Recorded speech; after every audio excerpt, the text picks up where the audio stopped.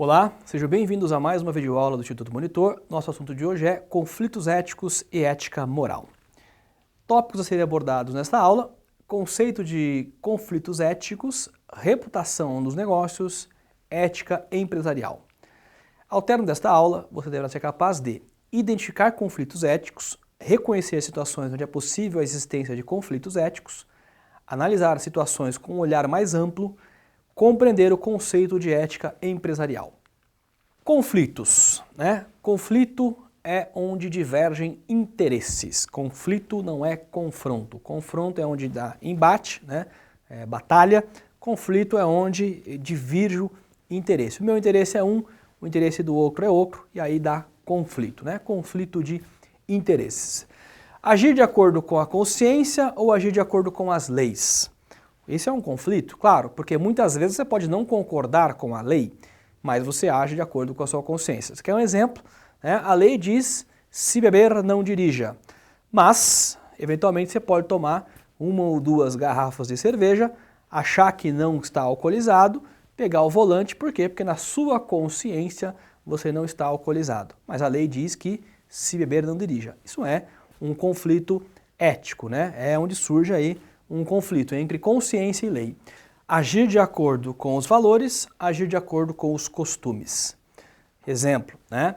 Entrei na empresa, descobri que tem lá um grupinho que está fazendo atos ilícitos, né? Corrupção. Meu valor é corrupção jamais. E aí, qual é o meu posicionamento? Né? Ajo de acordo com os meus valores ou, agora que entrei na organização, para ficar aqui e preservar meu emprego, vou aderir aos costumes. Então isso é também um conflito ético. Bom, o Peter Senge, no livro A Quinta Disciplina, ele traz essa figura, né, dos valores essenciais, interiores, que está dentro da gente, que a gente já viu na questão da ética socrática, e os valores da organização. Às vezes acontece situações onde cada um vai para um lado, né? Então, ou eu fico, né, com os meus valores, ou eu vou para o lado dos valores da organização. Um exemplo, né? Então imagina que é o seguinte, o cliente liga para falar com você, a empresa ainda não terminou o trabalho e aí o teu chefe te diz, né? Olha, inventa qualquer desculpa, fala para ele fazer tal coisa. Aí você pensa, bom, peraí, eu não posso mentir para o cliente, mas é a organização que está pedindo. Então isso é um tipo de conflito que acontece, né? Está puxando, né, o indivíduo para o outro lado e você está preso ao seu valor. Questões que acontecem normalmente nas organizações. Então, conflitos éticos também. Aqui eu trago um exemplo que é bem claro, né? A empresa coloca lá nos seus valores, né? Quando ela define sua missão, visão, valores, ela coloca lá nossos valores, né? Honestidade, criatividade, transparência, impacto social, qualidade, enfim. Só que ela coloca também lá foco no resultado, né? E aí, se o foco é no resultado, será que eu consigo ser honesto, criativo, transparente e impactar socialmente e manter qualidade o tempo todo? Né? Ou será que quando eu tenho que preservar o resultado, eu abro mão dos valores a qual eu disse que eram os valores fundamentais da minha organização? Então, muitas vezes pode acontecer disso. Se o foco é no resultado, então, onde eu preciso gerar resultado sem ser honesto, criativo, transparente, né, socialmente impactante e ter qualidade, não vai ser possível. E aí, qual que eu abro mão? Abro mão da ideia do foco no resultado ou abro mão do valor, né? Ou preservo o valor e não aceito fazer resultado de acordo com isso. Então, são conflitos éticos que podem aparecer e podem permear qualquer organização a qualquer momento.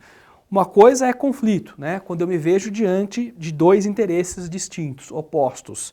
Outra coisa é eu aceitar, né? Uma coisa é conflito, o conflito vai acontecer.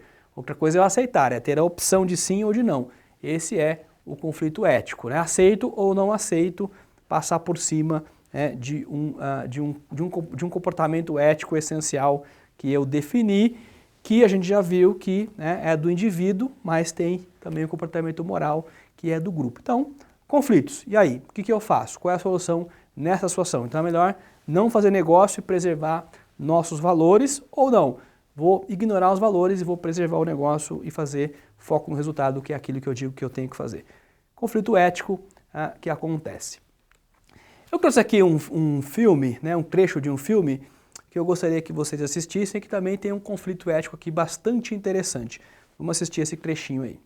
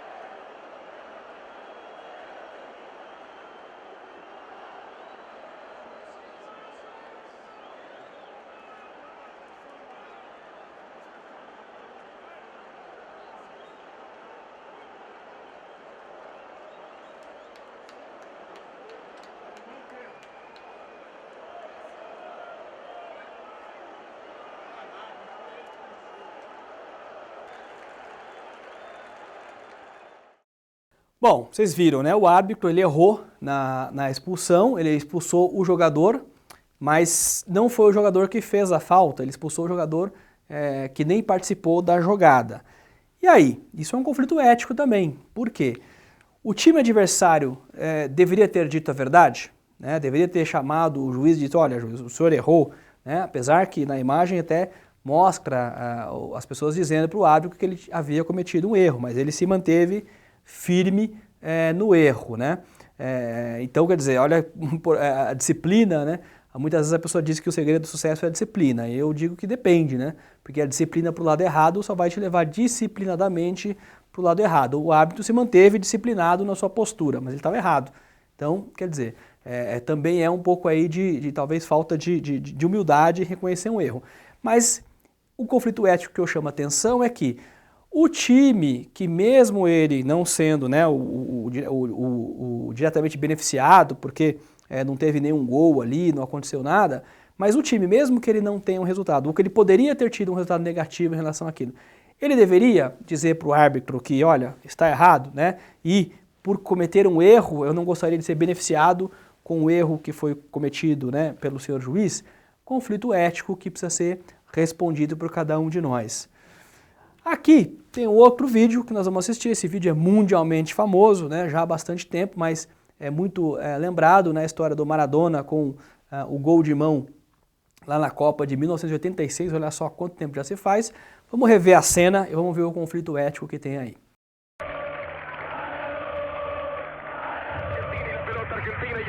¿Para cuándo Argentina y el gol? Vamos muchachos, la pelota viene para Batista, Batista para Enrique, Enrique cambia para el Vasco, allá vino para el Orticochea que lo tiene a Diego como número 10, a Giusti como número 9, a Burruchaga de 8 y a Valdano de 7, la pelota va para Maradona, Maradona puede tocar para Enrique, siempre Maradona es un drible, se va entre 3, siempre Diego, genial, genial, genial, tocó para Valdano, entró Maradona, falta el 3, apareció, vamos, gol, gol.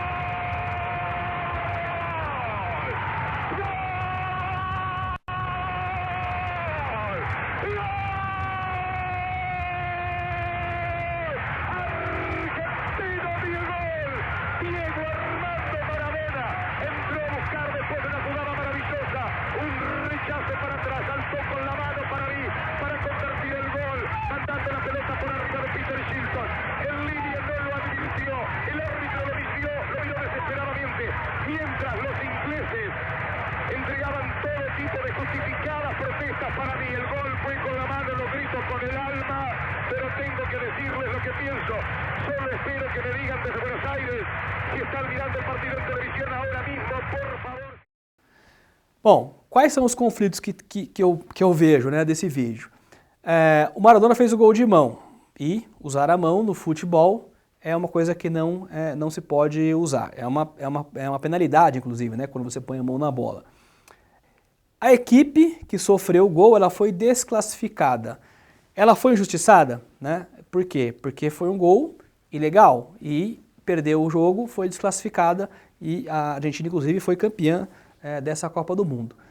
O jogador, Maradona, ele deveria ter sido honesto e aberto mão do resultado? Ele deveria ter dito para o juiz, eu fiz o gol de mão? Seria essa a resposta correta? A regra diz que o juiz define o que deve valer, ou seja, mesmo que todo mundo viu que foi um gol de mão, o juiz poderia ter anulado o gol, mas ele não anulou, ele se manteve lá firme na sua posição, embora errado. Mesmo com a imagem mostrando que prevalece a lei, ou seja, o juiz é soberano na decisão, mesmo que todo mundo viu que aquilo foi ilegal. Percebe, quando a gente fala de ética, né, da ética do Hammurabi, do Sócrates, não havia televisão. E hoje, no mundo moderno, a própria imagem muitas vezes esclarece a situação real que aconteceu. E o uso da imagem, que é algo novo para a humanidade, é reconhecer, de fato, um comportamento ético correto que deveria ser adotado. Então esse gol de mão do Maradona tem várias implicações. A Argentina foi campeã do mundo, né? No registro histórico consta lá campeã do mundo em 1986, que só foi feito porque passou de uma fase do campeonato com um gol ilegal, né? A Inglaterra foi desclassificada e tirada do campeonato, enfim, várias consequências aconteceram por conta de um gol ilegal. Há quem diga assim que, né, foi a mão de Deus, enfim, que ele tinha que ter feito aquilo mesmo, principalmente, né, os argentinos têm um pouco ainda desse orgulho de ter feito. O Maradona é um cara, né, muito baixo e que conseguiu subir mais do que o zagueiro inglês, que era muito mais alto do que ele. Então, conta-se ainda como sendo uma vantagem, um ato de esperteza, né? O futebol tem dessas coisas. Enfim, é um fato histórico ocorrido e você tira as suas conclusões em relação ao conflito ético que existiu nisso, né? Então, a ética é isso, é você olhar para a situação e perceber quais valores devem prevalecer. O meu valor essencial, aceito, né, concordo, ou não aceito. Uso a moral do grupo, né, faz sentido, não faz sentido, são conflitos éticos que a gente vive o tempo todo. Alguns outros dilemas éticos eu trago aqui para vocês, né? Imagina que você está na frente de uma Maria Fumaça, né, um trem, e esse trem ele perdeu o freio e à sua frente tem uma bifurcação. Para o seu lado direito existe uma vila com 5 casas. Para o seu lado esquerdo existe uma vila com uma casa apenas. Você não consegue fazer nada a não ser direcionar o trem para um desses lados. Qual é a direção que você adota no trem? Para uma vila com 5 casas ou para uma vila com uma casa apenas? Para onde você vai direcionar o trem? Então, responda aí, se você pensar talvez, né, numa questão de menos vítimas, óbvio que você pensaria em jogar o trem para uma vila com uma casa. Agora, imagina que, eu disse, você estava à frente desse trem, você era o maquinista. E aí, nessa mesma situação, você tem uma vila com 5 casas, pessoas desconhecidas. E você tem uma vila com uma casa onde essa casa está o seu filho. Qual é o seu posicionamento diante desse dilema ético agora? Que agora é o seu filho, né? Não é mais apenas uma casa. Então não é mais agora uma questão de salvar mais vidas, né, em detrimento de uma única vida. Agora tem um conflito ético porque essa conta já talvez não fecha mais, porque essa única pessoa é o seu filho, não é mais uma quantidade de pessoas que está importando. Percebe? Um dilema ético aí. Outro dilema ético, né? O semáforo fechado nos diz pare, né? Espere. Agora, se estamos à noite, né, numa rua deserta, você para, espera ou você caminha, né? Você anda para frente. A regra é a mesma. Semáforo fechado, você tem que esperar. Luz vermelha, espera. Mas à noite, será que você obedece à regra ou você age de acordo com aquilo que é a sua consciência, talvez por medo, né, de alguma coisa que pode ou não acontecer, mas você desrespeita a lei. Percebe a sutileza que é pensar em ética, pensar em moral e pensar em lei, que nem sempre elas convergem para o mesmo sentido. Existe ética universal, né? Você poderia pensar, existe uma ética universal?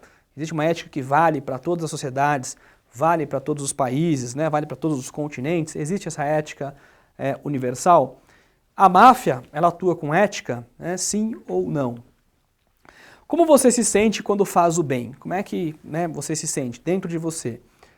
Como você se sente quando faz mal? Né? Voluntariamente ou não, às vezes sem perceber, às vezes intencionalmente a alguém. Né? Como é que você se sente?